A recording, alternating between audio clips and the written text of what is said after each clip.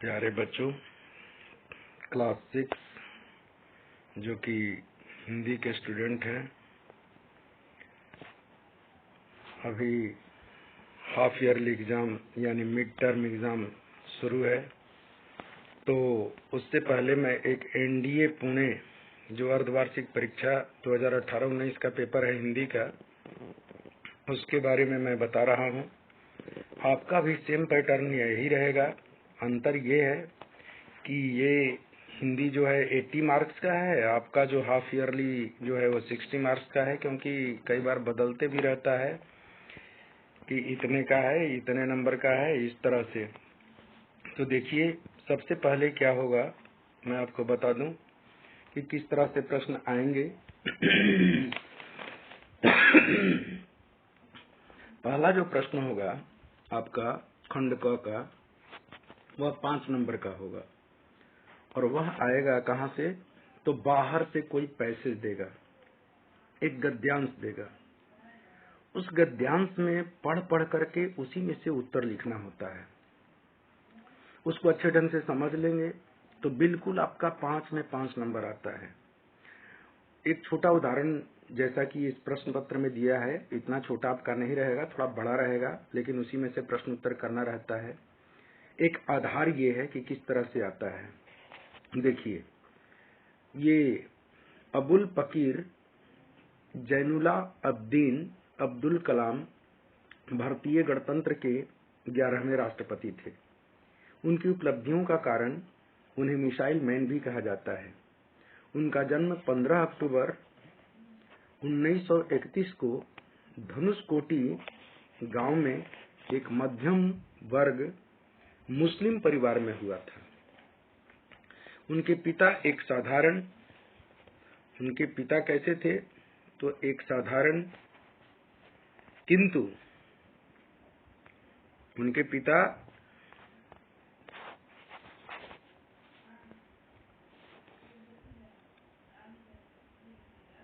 एक साधारण नाविक थे।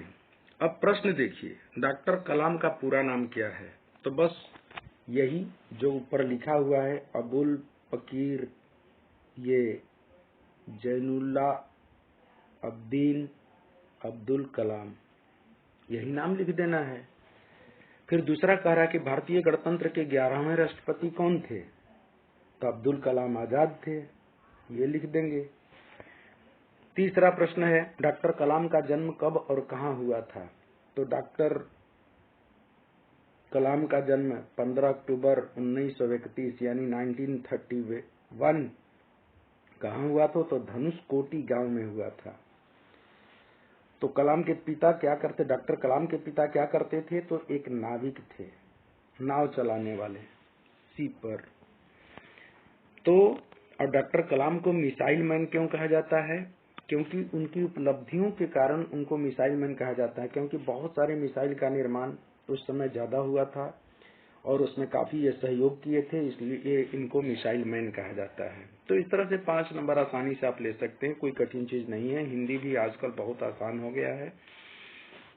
अब देखिए, निम्नलिखित पद्यांश को पढ़कर नीचे दिए गए प्रश्नों का, अब एक जिस तरह से ये गद्यांश आया पैसेज, उसी तरह से जैसे इंग्लिश में पोएट्री में से दे देता है स्टेंजा, उसी तरह से इसमें भी आपका एक स्टेंजा बाहर से आएगा। ठीक है, पोएम में से, इसको पद्यांश कहते हैं। जैसे ये पद्यांश दिया हुआ है कि आया बसंत बागों में बाहर लेकर आया, फूलों पर भंवरे मंडराए, कलियों पर तितली उड़ने लगी, चारों ओर मस्ती छाने लगी, तन मन में उल्लास लाया बसंत, फागुन की मस्ती लाया बसंत। इस कविता में किस ऋतु का वर्णन है? अब आप सोच लीजिए। प्रश्न कर दिया इस तरह से दे करके, आपकी भी इसी तरह से एक कविता दे देगा, 5 नंबर का, एक नंबर के 5 प्रश्न पूछ देगा। अब कह रहा है कि इस कविता में किस ऋतु का वर्णन है? तो साफ लिखा हुआ है यहाँ पर कि बसंत आया, तो बसंत ऋतु का वर्णन है यहाँ। फिर दूसरा प्रश्न देखिए, इसमें क्या लगाएंगे? बसंत का। फूलों पर क्या प्रभाव दिखाई देता है? अब देखो, फूलों पर क्या प्रभाव देगा? करा कि फूल खिल गए हैं, भंवरे मंडराने लगे हैं, तितलियां उड़ रही हैं और फूल मुरझा गए हैं। अब फूल मुरझाएगा थोड़े बसंत ऋतु आने पर? फूलों पर क्या प्रभाव दिखाई देता है?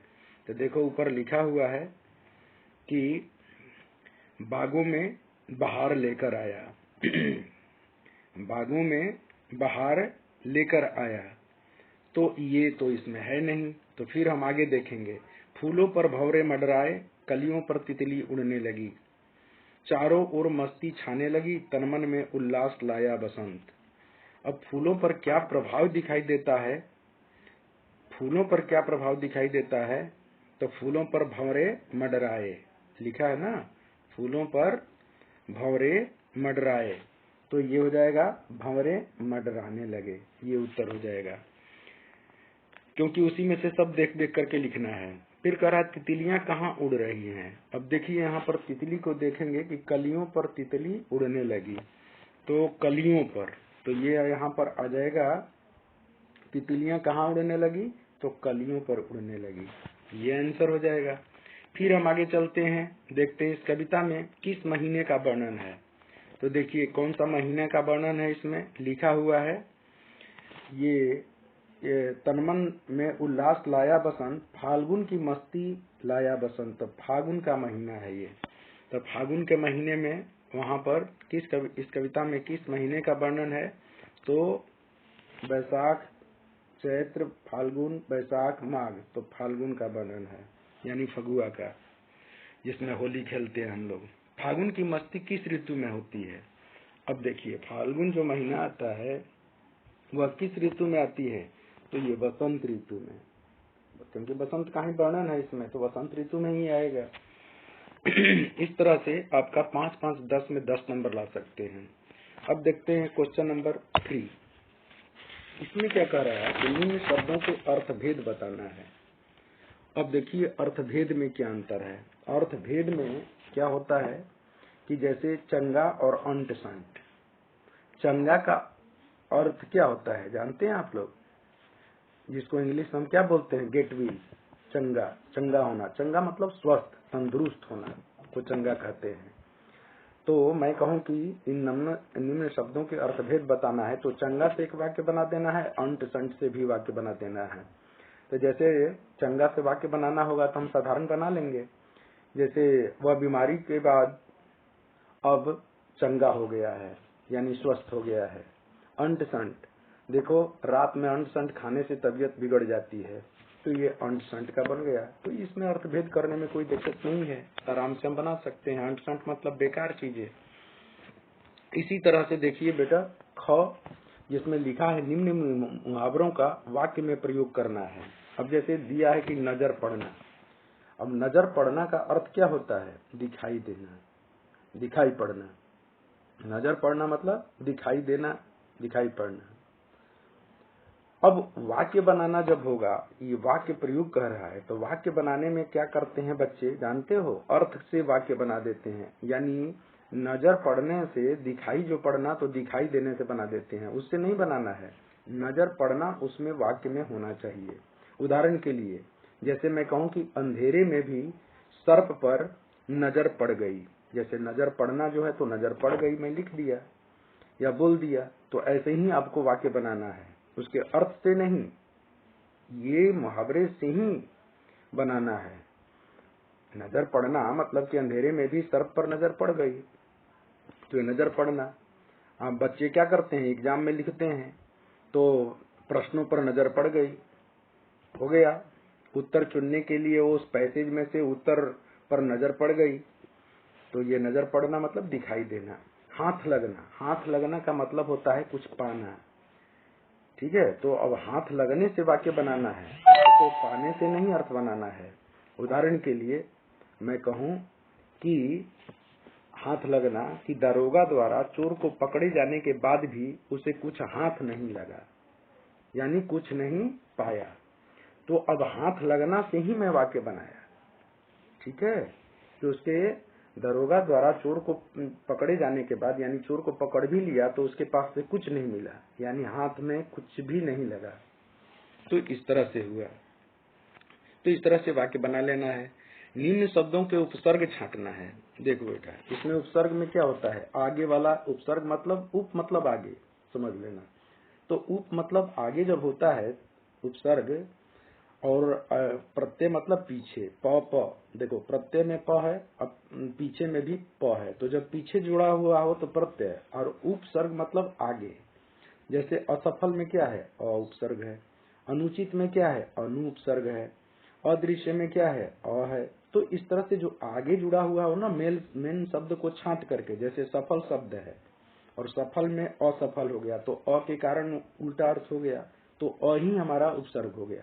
अनुचित, अनु जोड़ चित, तो चित और उसके आगे अनु जोड़ दिया गया तो अनु उपसर्ग हो गया। अदृश्य, दृश्य तो समझते ही हैं, दृश्य मतलब कोई सीन, और उससे अ लगा दिए आगे तो अदृश्य बन गया, यानी दिखाई न देना, तो ये उपसर्ग अ के चलते हुआ। तो ये अ आगे शब्द के आगे जोड़ करके उसके अर्थ में परिवर्तन ला देता है, यानी अर्थ ही बदल जाता है। जैसे सफल है और असफल हो गया, जस्ट अपोजिट हो गया। दृश्य है अदृश्य हो गया। तो ये हमारे जो है, इनको हम कहते हैं उपसर्ग, जो आगे आकर के शब्द के आगे लग करके उसके अर्थ में परिवर्तन लाता है। अब देखिए नीचे जस्ट प्रत्यय भी मिल गया आपको। अब देखिए मखमल में ई जोड़ दिए तो ये शब्द क्या बनेगा पता है, मखमली बनेगा। ये म ख म और ली जो होगा, ली बड़ी है इसलिए ली ये बड़ी होगा, मखमली ऐसे लिखना है। और ठंड में ई जोड़ दिए तो ठंडी, जैसे ठंड और डी, ठंडी, इस तरह से। क्योंकि ई बड़ी है तो बड़ी लिखना है, छोटी रहता तो छोटी लिखते। इस तरह से हमारा ये प्रत्यय भी हो गया। अब उचित सर्वनाम छांट करके लिखो। अब सर्वनाम क्या है, यह वह तुम मैं, ये सब क्या है, सर्वनाम है, क्योंकि संज्ञा के बदले में आता है। ये pronoun comes in place of a noun. तो यहाँ पर देखो, मेरा बेटा अली दिल्ली में है तो मेरा यहाँ पर हो जाएगा। उसका मकान बहुत बड़ा है तो उसका हो जाएगा। तुम दिल्ली जानते हो तो तुम हो गया। इंग्लिश में भी आई, वी, यू, ये सब जितने होते हैं, दे, ये सब क्या है, प्रोनाउन ही तो है, सर्वनाम है। तुमसे मिलकर बहुत खुश हुआ तो तुमसे यहाँ पर हो गया। तो इस तरह से हो गया। उचित परिणाम कारक, यानी माप तौल का प्रयोग करना है। देखो ये बहुत इंपॉर्टेंट है और कई बार आता भी है। ये वर्ड को इसमें ढूंढ करके भरना है। अब जैसे लिख रहा है कि 3 दूध, अब तीसरा दूध तो नहीं ना होगा, और मीटर में तो नहीं ना होगा। 3 मीटर दूध, लंबाई नापने के लिए होता है मीटर का प्रयोग, यहाँ पर दूध में तो हम नहीं भर सकते। 3 किलो दूध, ये भी नहीं, क्योंकि लीटर से हम लेते हैं दूध, तो यहाँ पर क्या हो जाएगा, लीटर हो जाएगा। और 5 कपड़ा, तो 5 मीटर कपड़ा, ये लंबाई कपड़े की मीटर में होती है, उसकी यहाँ यूनिट यही है, तो 5 मीटर कपड़ा लिख देंगे। ऐसे ही बालक, तो तीसरा बालक यहाँ आ जाएगा। और चीनी, तो 4 किलो चीनी, किलो में हम उसका प्रयोग करते हैं, तो 4 किलो चीनी हो गया। एक ज्यादा दे दिया है भुलवाने के लिए, तो बच्चों घबराना मत, आराम से ये कर लोगे। अब विशेषण जोड़ करके तुमको बनाना है। पेड़ों वाला घर, तो कैसा पेड़ों वाला घर, तो घर तो होता है, तो हम यहाँ पर विशेषण जोड़ना है। विशेषण मतलब कि जो उसकी विशेषता बताए। पेड़ वाला घर तो है लेकिन कैसा है, तो छायादार पेड़ों वाला कर देंगे। अगर हम यहाँ पर लिख देते हैं छायादार, तो छायादार लिखते ही ये आपका पूरा हो गया, ये विशेषण हो गया। कैसा पेड़ है भाई, तो छायादार है, तो छायादार आपकी विशेषता बता दिया, तो ये विशेषण हो गया। ऐसे ही स्कूल वाला रास्ता, मैं कहूँ कि टेढ़ी स्कूल वाला रास्ता, या मैं कहूँ कि सीधा स्कूल वाला रास्ता जाता है, तो सीधा, तो स्कूल का रास्ता कैसा है भाई, तो सीधा है, उसकी विशेषता बता रहा है रास्ता का, तो जो विशेषता बताए वही विशेषण होता है, तो सीधा हम यहाँ जोड़ दिए, ये पूरा हो गया। इस तरह से अपना कोई भी शब्द जोड़ सकते हैं स्कूल वाला रास्ता में, या पेड़ों वाला घर में भी, लेकिन हाँ वो विशेषण होना चाहिए। निम्न वाक्यों से क्रिया विशेषण छाटो। क्रिया विशेषण में क्या होता है कि जो क्रिया की विशेषता बताए, जैसे गेंद लुढ़कती हुई झाड़ियों में चली गई। अब गेंद तो चली गई, ये क्रिया है, लेकिन क्रिया विशेषण, इसकी विशेषता कैसे हो गई, गेंद तो लुढ़कती हुई, तो ये लुढ़कती हुई जो है ना, ये आपका क्रिया विशेषण हुआ। आज अचानक ठंड बढ़ गई, अब ठंड तो बढ़ गई, ठंड तो विशेषण है, लेकिन कैसे ठंड बढ़ी, तो अचानक बढ़ गई, तो अचानक आपका क्रिया विशेषण बता दिया। यह पत्र मिलते ही फौरन घर चली आओ। अब मिलते ही, अब घर चली आओ, कैसे आ जाओ भाई, तो जल्दी से आ जाओ, फौरन, तो फौरन यहाँ पर क्या हो गया, विशेषता, क्रिया की विशेषता बता रहा है, कैसे आओ, फौरन आओ, जल्दी से आओ। तो ये क्रिया की विशेषता, तो ये हमारा हो गया क्रिया विशेषण। इस तरह से बेटा आगे देखना है।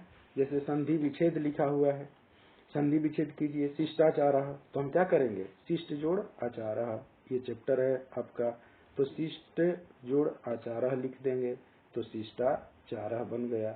इस तरह से दिनांक, तो दिन जोड़ अंक, दिन जोड़ अंक, तो दिनांक बन गया। तो इस तरह से संधि विच्छेद भी हो जाता है। अब नीचे चलते हैं, देखिए अब उल्टा करना, वार्ता जोड़ आला, तो ये क्या बन जाएगा, वार्ताला। अब इसमें संयोग करना है, वार्ताला, संधि उसमें विच्छेद करना था, इसमें संधि करना है। सूर्य जोड़ अस्त, क्या हो जाएगा, सूर्यास्त, ये हो गया सूर्यास्त। ऐसे ही आपके भी कुछ आ सकते हैं छोटे छोटे, विद्या जोड़ालय, विद्यालय, महाजोड़ ऋषि, महर्षि, ऐसे छोटे छोटे शब्द का। अब देखिए ये क्वेश्चन नंबर 6 देखिए, निम्नलिखित गद्यांश को पढ़ करके नीचे देगा। अब देखिए ये क्या होगा, ये तो दो हो गए आपके, एक पैसेज अंतिम पैसेज हुआ था और एक अनसीन पैसेज जो वो गद्यांश था, और एक आपका पद्यांश होता है, तो वो पद्यांश होता है तो भी अपठित होता है, तो 10 नंबर वो हो गए। और 10 नंबर का आपका व्याकरण आ जाता है तो 20 हो गया। 10 नंबर में क्या आएगा कि आपके बुक के गद्यांश आएंगे, 5 नंबर के गद्यांश बुक के, और 5 कविता से दे देगा, कविता का लाइन और उसमें से प्रश्न पूछेगा, दे देगा गद्यांश कोई कहानी और उसमें से पूछ देगा प्रश्न। जैसे राजप्पा वाला देखिए, अब ये गद्यांश दे दिया, ये 5 नंबर का नीचे प्रश्न उठा देगा।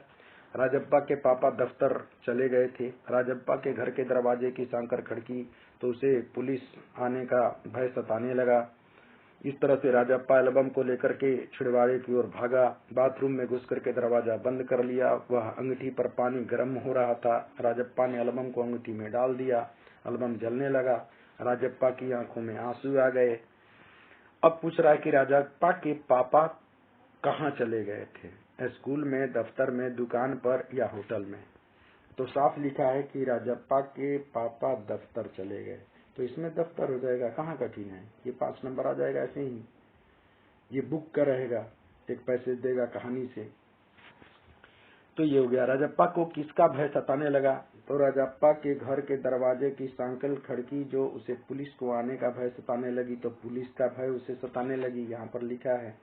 तो पुलिस से डर लग रहा है, राजप्पा को किसका भय सताने लगी, तो भाई पुलिस का, ये हो जाएगा आंसर। पानी किस पर गर्म हो रहा था, गैस पर, स्टोव पर, चूल्हे पर, अंगीठी पर। तो ये भी इसमें लिखा हुआ है आपका कि वह अंगीठी पर पानी गर्म कर रहा था, तो यहाँ पर हम अंगीठी लगा देंगे, यहाँ पर ये हो जाएगा आंसर। राजप्पा ने एल्बम को कहाँ डाल दिया, अब ये भी लिखा है कि गर्म हो रहा था, राजप्पा ने एल्बम को अंगीठी में डाल दिया, एल्बम जलने लगा। तो यहाँ पर अंगीठी का प्रयोग, राजप्पा ने एल्बम को कहाँ डाल दिया, तो अंगीठी में यहाँ पर आंसर लिख देंगे। उपयुक्त गद्यांश के पाठ का नाम लिखिए। अब ये आप पढ़े ही हैं इस चैप्टर का नाम कि एल्बम है, तो एल्बम वाला में ये आप इसमें क्या करेंगे कि टिकट एल्बम जो चैप्टर है, अब उसमें पाठ का नाम लिखना है, तो टिकट एल्बम लिख देना। तो देखो दोस्तों, बच्चों, ये क्या काम करना है कि जितने भी छात्र हो या छात्रा हो, ये ध्यान देने की बात ये है कि उसमें कहीं भी यदि आपका आता है तो उसमें से कहानी का और कविता का, कविता के कवि का नाम जरूर याद कर लेना, क्योंकि वो जरूर आता है। जैसा कि यहाँ पर है कि पूछ रहा है कि उपयुक्त गद्यांश के पाठ का नाम लिखिए। अब पाठ का नाम याद रहेगा तब ना, तो टिकट एल्बम है, तो टिकट एल्बम यहाँ पर लिख देंगे, मिल गया नंबर, 1 नंबर। तो ऐसे भी प्रश्न रहेंगे। अब देखिए, अब एल्बम, अब कुछ प्रश्न है। एल्बम चुराते समय राजप्पा किस मानसिक स्थिति से गुजर रहा था, आपको पता ही है कि किस तरह से वह गुजर रहा था, उसको ढंग से आपको लिखना है। पार नजर के पाठ के आधार पर अंतरिक्ष यान किसने भेजा था और क्यों भेजा, ये भी आपके पार नजर के जो लेसन है उस लेसन में से आप लिखे होंगे, तो उसको ध्यान से कीजिएगा। थोड़ा मेरे पास टाइम कम है, इसलिए मैं पूरा नहीं बता सकता, थोड़ा थोड़ा बस मैं डिस्क्राइब कर देता हूँ, इसकी व्याख्या कर देता हूँ। आप लोग ध्यान से इसको आप लोग लिखे होंगे। इन सारे प्रश्न को, ये क्योंकि इम्पोर्टेंट ये सारे प्रश्न हैं, तो इसको ध्यान में देखना और इस तरह से आपको करना भी है। उम्र बढ़ने के साथ साथ लेखिका कृष्णा सोबती में क्या क्या बदलाव हुए हैं, आपको बहुत सारे उसमें देखे होंगे कि बहुत सारे बदलाव हुए थे। कृष्णा सोबती वाला जो चैप्टर है आपका बचपन, तो इस चैप्टर से भी ध्यान से जो आप प्रश्न का उत्तर लिखे होंगे उसको ध्यान से समझना है। माँ मोहन के ऐसे ऐसे कहने पर क्यों घबरा रही थी। अब ऐसे ऐसे ये जो आपको चैप्टर बहुत इम्पोर्टेंट है, आप लोग भी इस तरह की कई हरकतें करते हैं बच्चों। तो ऐसे ऐसे में क्या होता है कि नाम तो है कि ऐसे ऐसे, लेकिन होता क्या है, ऐसे ऐसे चैप्टर का ही नाम है। यानी उसके पेट में दर्द कोई कह दे कि मेरे दर्द है, तो कौन बता सकता है कि भाई दर्द नहीं है, कोई नहीं बता सकता। बुखार है, हाथ पकड़ करके देख लेंगे या ये धड़कन से देख लेंगे कि वास्तव में बुखार है कि नहीं, लेकिन इसको तो कोई नहीं पता कर सकता। तो माँ मोहन के ऐसे ऐसे कहने पर क्यों घबरा रही थी, कोई सोच रही थी कि कोई ऐसी तो नहीं, कोई नई बीमारी तो नहीं है। इस तरह के इसमें प्रश्न का उत्तर आप लोग बच्चों आराम से लिखेंगे। मैं बस प्रश्न भेजा हूँ कि आप लोग ध्यान से इसको पढ़ ले, क्योंकि ये सारे इम्पोर्टेंट प्रश्न हैं। अंडों के बारे में दोनों आपस ही में सवाल जवाब करके अपने दिल की तसल्ली क्यों दे दिया करते थे। अब ये भी आप चैप्टर में पढ़े होंगे। निम्नलिखित पद्यांश को पढ़कर नीचे दिए गए प्रश्नों के उत्तर दीजिए। जैसे साथी हाथ बढ़ाना ये चैप्टर आप पढ़े हैं, साथी हाथ बढ़ाना। और साथी हाथ बढ़ाना कितना बढ़िया चैप्टर है और उससे भी प्रश्न पूछे जाएंगे। ध्यान रखिएगा, उसमें अगर पूछ रहा है कि 6 प्रश्न का उत्तर दें तो 6 ही देना है, 8 दे देगा, लेकिन पूछेगा कि 6 का उत्तर दें तो 6 का ही देना है। अब ये बुक से आपका आप जितने भी प्रश्न होंगे वो आएंगे और उसमें ध्यान रखना है कि किस तरह के प्रश्न पूछ रहे हैं, कितने का उत्तर देना है। 6 का देना है, 8 दे देगा, 2-2 नंबर का। ज्यादा बड़े बड़े प्रश्न का उत्तर नहीं लिखना होता है, अब 2-2 नंबर के ही आते हैं। हाँ, कुछ कुछ प्रश्न बड़े बड़े रहेंगे, 1-2, तो वो 2 ही 4 में से 2 को देना पड़ता है जवाब, या 4 देना है तो 2-2 नंबर का हो जाएगा। लेकिन 4-4 नंबर का तो कोई नहीं होता, 3-3 नंबर का भी नहीं प्रश्न आता है, 2-2 नंबर के आते हैं छोटे छोटे प्रश्न। इसलिए छोटे छोटे उत्तर की तैयारी करना है। अब ये तो आपका ये बुक का दे दिया, अब इसमें से भी प्रश्न दे दिया नीचे देखिए।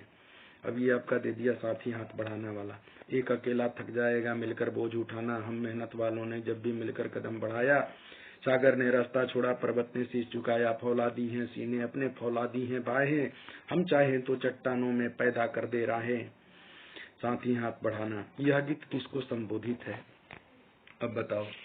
अब ये जो गीत है, अब कह रहा कि यह किसको संबोधित है, तो यह गीत देश के लिए संबोधित है।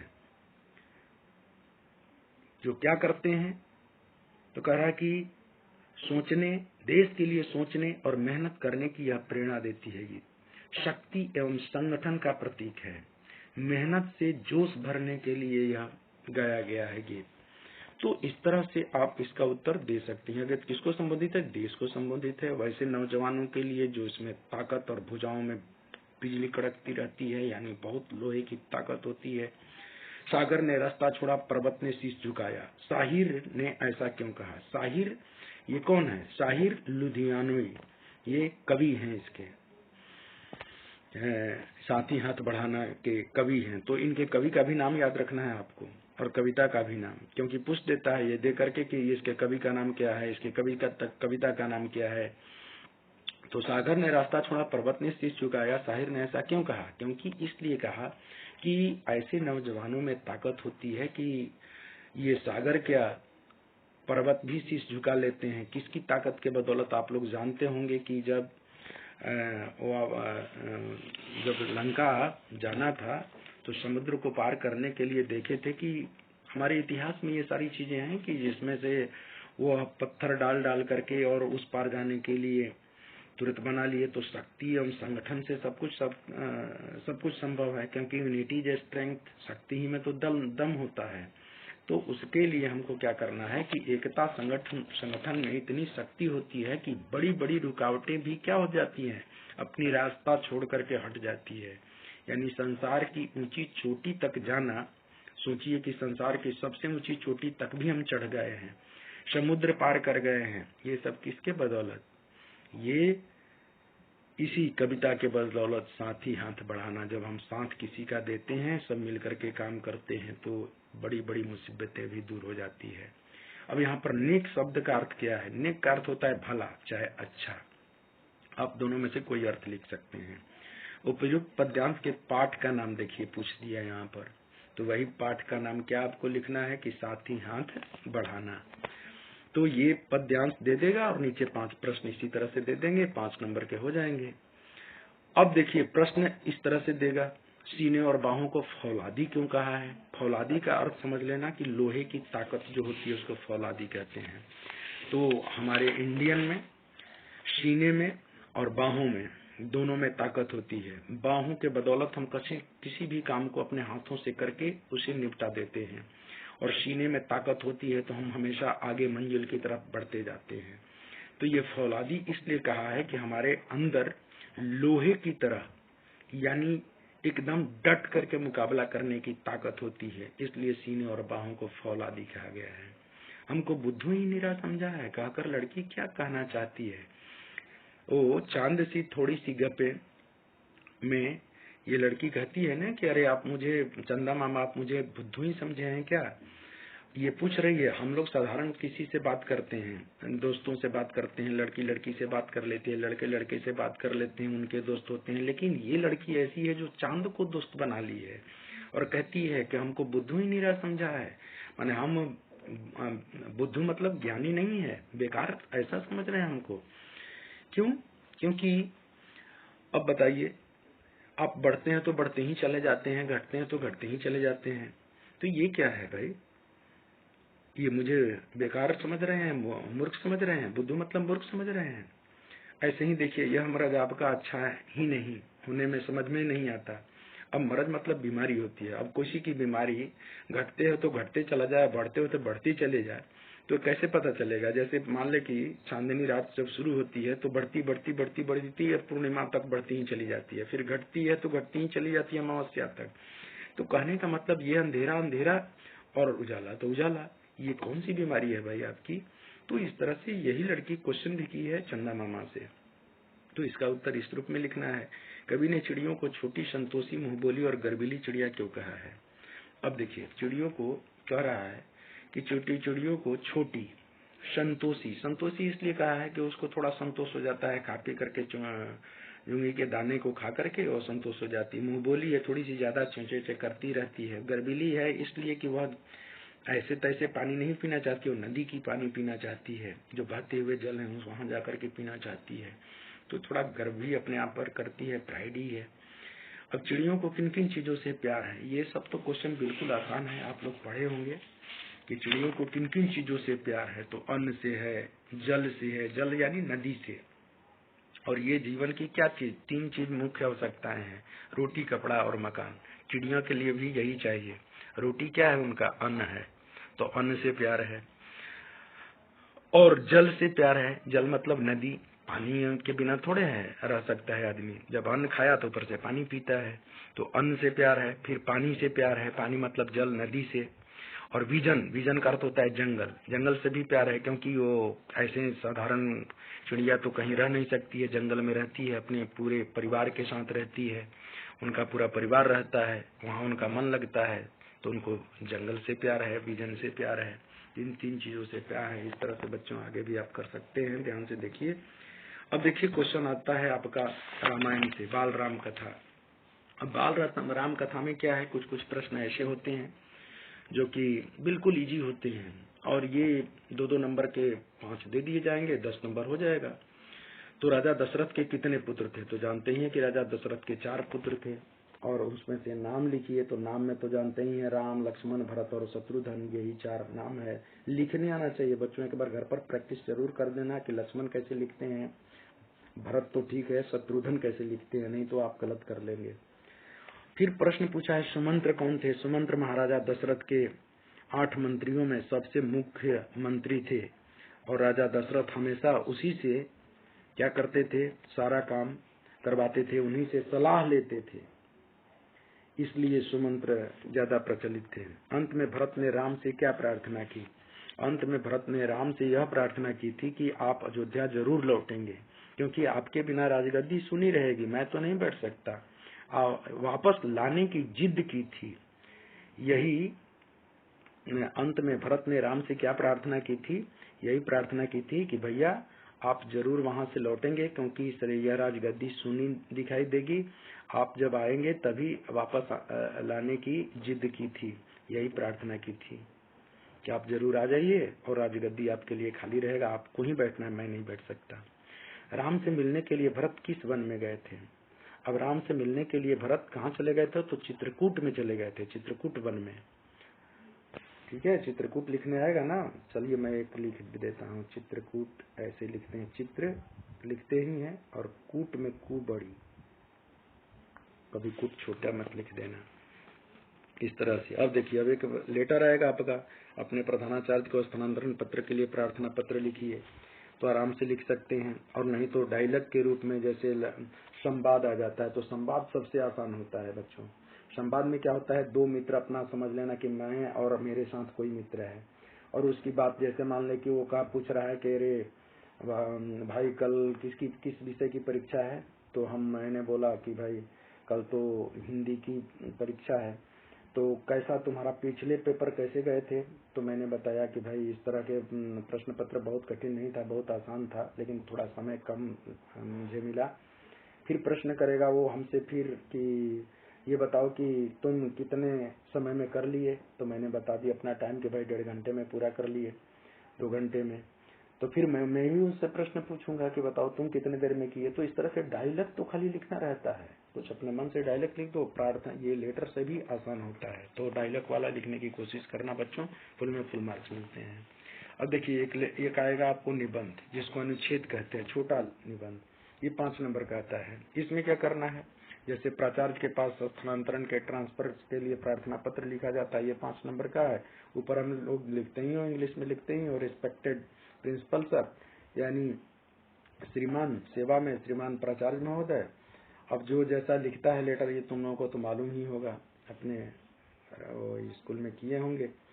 और एक विषय पर अनुच्छेद लिखिए, जैसे अब इसमें अनुच्छेद में देखो बेटा, इसमें क्या होता है कि 2-3 चीजें ज्यादा इंपॉर्टेंट है। जैसे प्रिय त्योहार आ गया, तो प्रिय त्योहार में आप दीपावली पर लिख सकते हैं, दुर्गा पूजा पर, रक्षाबंधन पर, किसी एक पर्व को लेकर के, त्योहार लेकर के, और आप उस पर लिख सकते हैं। और हम स्वतंत्रता दिवस, गणतंत्र दिवस, इस पर भी त्योहार के रूप में हम इसे मनाते हैं, तो हम इस पर भी लिख सकते हैं। तो प्रिय त्योहार दे देगा, नहीं तो प्रिय खेल दे देगा। अगर प्रिय खेल में बच्चों का तो क्रिकेट सबसे ज्यादा प्रिय है, तो उसके बारे में सब लिखना होगा कि यह कब मनाया जाता है, क्यों मनाया जाता है, त्योहार में कब मनाया जाता है, क्यों मनाया जाता है, उसका इतिहास क्या है, इसके मनाने से क्या फायदा है।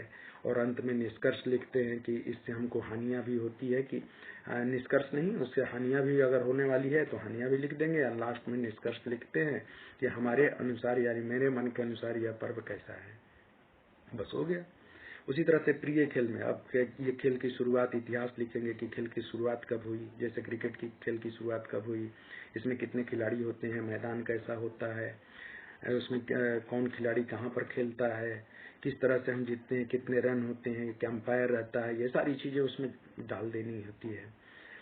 मेरा विद्यालय अगर आ गया तो अपने विद्यालय के बारे में लिखेंगे, विद्यालय पहले है क्या। ठीक है, पहले कोई भी चीज के बारे में लिखना होगा तो निबंध में वह चीज है क्या, उसका इतिहास क्या है, वह कब मनाया जाता है, क्यों होता है। ये 4-5 प्रश्न मन में बनाओ और बस उत्तर लिखना शुरू कर दो, बस आपका लेटर तैयार हो जाएगा। पत्र, आपका पत्र नहीं बल्कि ये तो आपका निबंध तैयार हो जाएगा। पत्र तो ऊपर, इससे ऊपर जस्ट एक पत्र आता है, तो उस पत्र को तो मैं बता चुका हूँ। अब देखिए रक्षाबंधन के बारे में भी आ सकता है कि रक्षाबंधन के बारे में 10 लाइन लिखे, ज्यादा बड़ा नहीं लिखना है, 10 लाइन लिख दो, 5 नंबर के लिए बहुत है। पर अच्छी चीजें लिखने की कोशिश, और गलतियां कम होनी चाहिए, क्योंकि हिंदी में गलतियों पर ज्यादा ध्यान दिया जाता है। तो बच्चों इतना बहुत है। ठीक है, मैं किसी तरह से आपकी सलाह को मैं मान लिया। कुछ बच्चों ने कहा था कि सर आप हिंदी का भी पेपर डालिए, इसलिए मैंने डाल दिया। बच्चे अगर आपको ये अच्छे लगे तो आप सब्सक्राइब कीजिए, और अपने रिश्तेदारों से या और भाई बहनों से भी आप इसको सब्सक्राइब करवा सकते हैं, क्योंकि आपके ही रुचि और अनुभव पर मैं ये प्रश्न पत्र डाल रहा हूँ, समझा दिया हूँ। आप बिल्कुल आसानी से ये प्रश्न पत्र कर लेंगे। आपके लिए कोई केंद्रीय विद्यालय में कोई कठिन प्रश्न नहीं लगेगा। धन्यवाद। फिर हम आगे वीडियो डालते रहेंगे।